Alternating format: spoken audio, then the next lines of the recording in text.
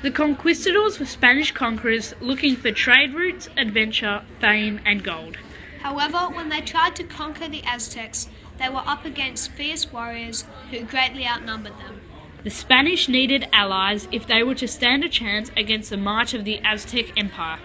The Totonac Indians were those allies. The Totonacs had long been under the oppression of the Aztecs and were glad to ally themselves with the Spanish.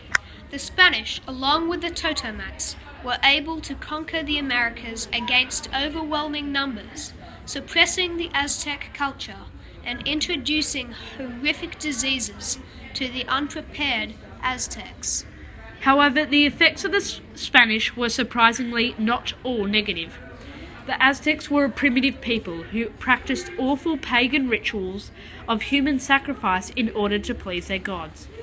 The Aztecs believed that by cutting themselves and offering their blood to the gods, they would be blessed. These traditions were luckily brought to an end by the more civilized Spanish, who brought Christianity and technologies unknown to the Aztecs, such as farming machinery and new types of crops, animals, and produce. The Aztecs who had survived the invasion of the Spanish and the awful diseases born with them were forced to read and write Spanish, losing their own language and culture. Many of the ancient Aztec traditions were lost forever, although some survived through scriptures and through the people.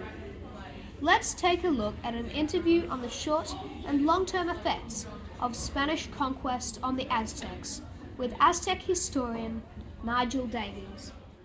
So, Nigel, as you're an expert on this topic, perhaps you could give us some insight into the short and long-term effects that this conquest had on the ancient Aztecs.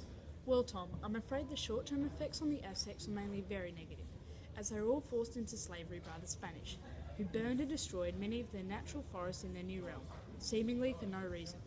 The Spanish imposed their foreign laws on the Aztecs, looted their graves for gold, desecrated many of their temples and monuments, killed millions of Aztecs through both disease and slaughter, decimating the population, and effectively did everything in their power to destroy the Aztecs for good, either converting them to Spanish beliefs and cultures or killing them.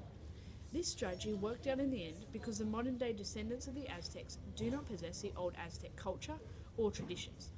However, these so-called modern-day Aztecs have gained a better quality of life than their ancient predecessors and no longer practice human sacrifice or believe in pagan gods.